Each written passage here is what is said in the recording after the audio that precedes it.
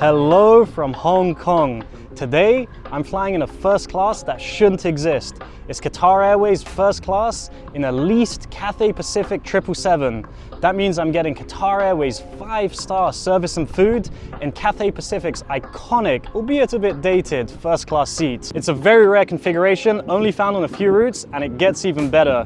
Since I'm starting from Cathay's home hub here in Hong Kong, I'll have access to the Pier First Class Lounge, often considered one of the best in the world. This will be my first time experiencing either of these, so let's get to the airport together and find out what Qatar Pacific is like.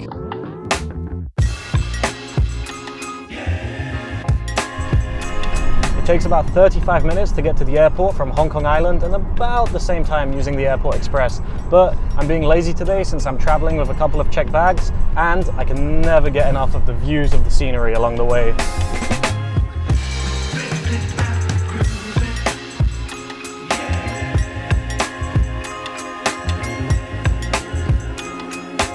Thank you.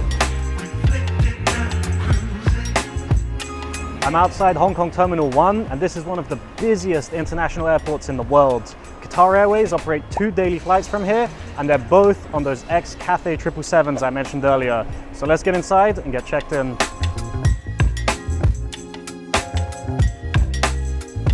I've flown Qatar First Class once before on their A380. Now it won't be an onboard bar today, but one area where I'm hoping this flight might be better is the meal service. Last time my flight was a 2 a.m. departure, so there was reduced service, but today with a 7:40 p.m. departure, I'm hoping to get a proper first class dining experience. As you'd expect with first class, there was absolutely no queue for check-in. I got the bags tagged and sent off and boarding cards printed in just a few minutes. Unfortunately though, Hong Kong does not have fast-track security unless you're flying with Cathay Pacific. So it's off the regular security and then let's find the lounge.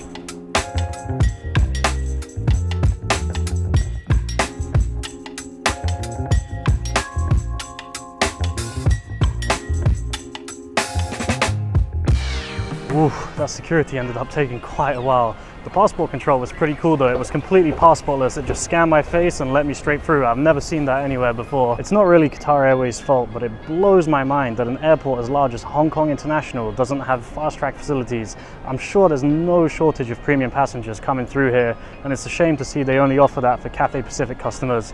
I guess I'll have to try them at some point.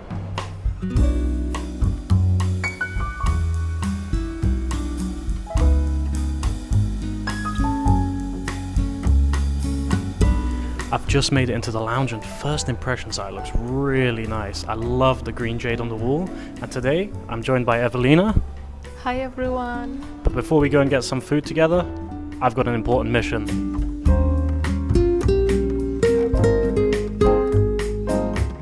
Hi. Do you have any champagne? Champagne, sure. Yes please, 1 glass.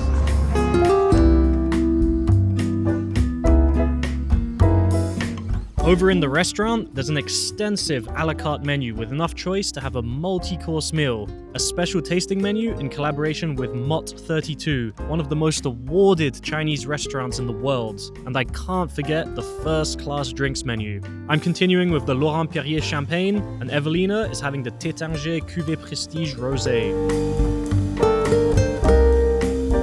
From the food menu, I'm starting with the Dan Dan noodles and Evelina the wonton noodles. The plan was to save ourselves for on board, but we're enjoying ourselves so much, so we both ordered the scallop risotto for mains, and then a couple scoops of sorbet to finish things up.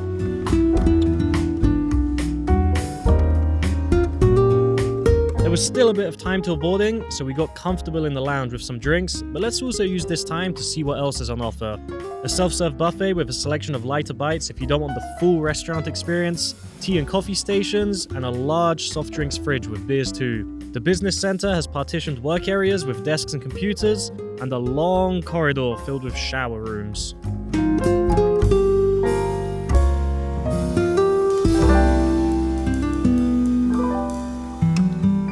Okay, so boarding's just been announced, so I'm heading to the gate, and I was really impressed by the Pier First Class Lounge. It felt more like a private members club with the underground feel, the dim lighting, the drinks were great, there's day rooms where you can rest, there's spas with complimentary treatments, the bar, the food, it was a great space. Now, I had a couple champagnes in there, but it's time for a couple more. So let's get on this plane and see what they've got to offer.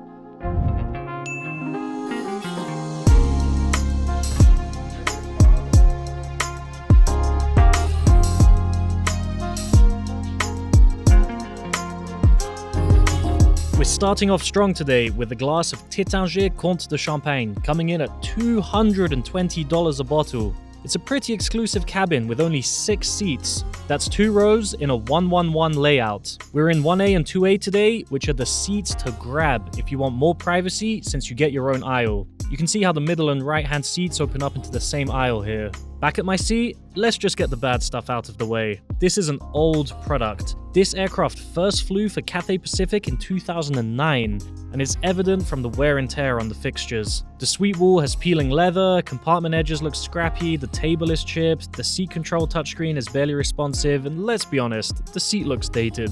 Despite all of that, it is very spacious and comfortable, and I can't say these minor cosmetic blemishes took much away from the experience. Speaking of, what's the pre-departure service like? Apart from the champagne, I got served a small bowl of cheese and olives, a cold-scented towel, although in first class you'd usually expect a proper hot towel, not a plastic wrapped one.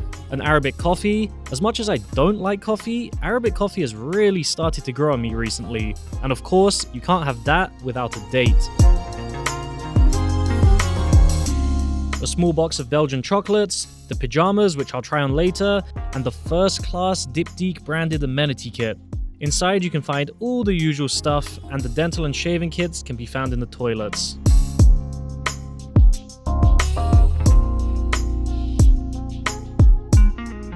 Here's a quick look at the menu for today's flight. The 2 champagne choices on board, and if you're interested in the wine list, I'm having wine pairings with each of my courses, so you'll get to see the range of what's available, but for now, it's seatbelt time.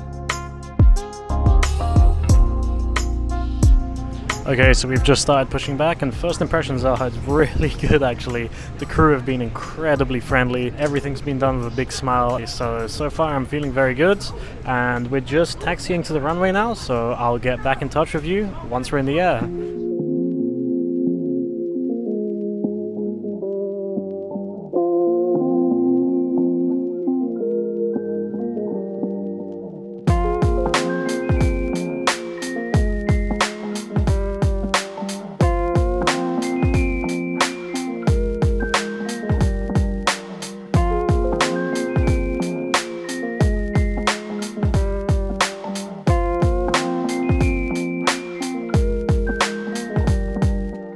It's time for the first class meal service. Evelina is joining me in the buddy seat, and we're having some nuts, crisps, and more champagne until our first course arrives, which was this Wagyu beef amuse-bouche. This went down a treat, but now it's time for what first class is all about, the signature caviar service.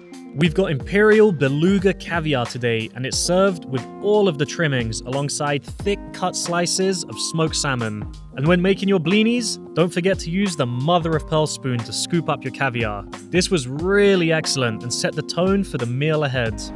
So last time I had caviar service was on the Emirates first class flight. If you haven't seen that video, you can watch it here. But I found out afterwards, when you have vodka with caviar, you're meant to sip it. You're meant to sip it slowly after each bite. But that's not how we do it here with Fly Man Yan. Cheers.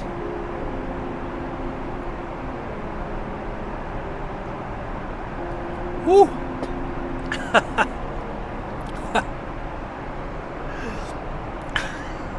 Alright, let's go. Now, let's soak some of that up with the starters. I ordered the blue crab salad with bisque mayonnaise, ruby grapefruit, and avocado. This tasted amazing, but unfortunately, I didn't enjoy the wine pairing. This $100 Penfold Chardonnay wasn't to my taste, a bit too bitter for me. At this point, the seatbelt sign went on and the turbulence was just getting started.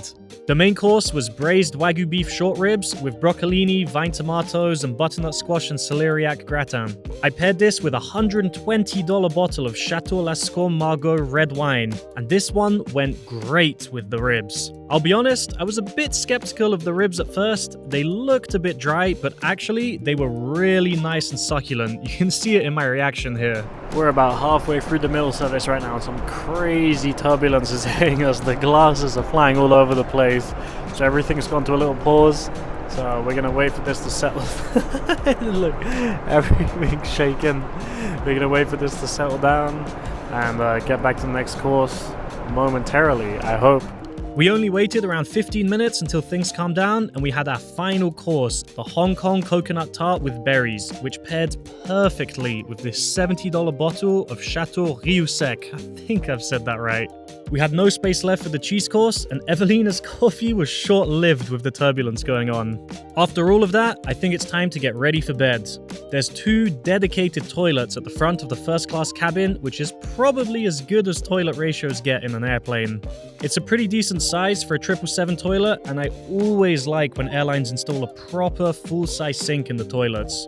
Top tip, you can pop the baby changing station down to place your things while getting into the pajamas. These are the same F1 themed design as the business class pajamas, just in a darker grey, which looks much better in my opinion. Back at my seat, the cabin crew had kindly made up my bed. This is a full-sized bed. Your feet don't go into a cubbyhole, so you can stretch out and sleep on your side without restricted movement, which makes for a way better sleep. And on that note, good night.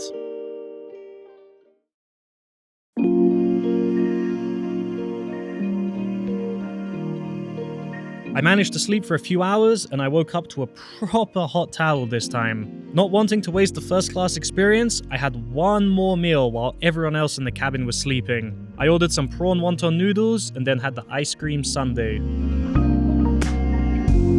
Before we come into land, let's have a quick look around the seat at anything else I haven't covered yet. You can push the IFE screen out so it's in front of you when watching movies. It's a touchscreen, but you can also control it with the handheld remote next to you. International power sockets and USB-A charging by the windows. There's a large wardrobe behind the screen for jackets and bags, but the inside was kind of falling apart. A pull-down console to rest your arm like in a car.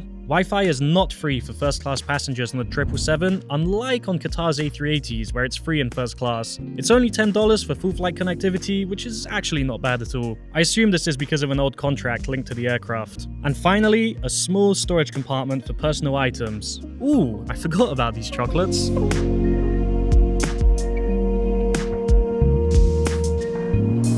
Okay, so we've just started our final descent into Doha, and what do I think about the seat? So I've got to say, I think the A380 seat has the slight edge just because of the newer design, but honestly, the seat has actually really impressed me. I thought it would be a lot more dated and old.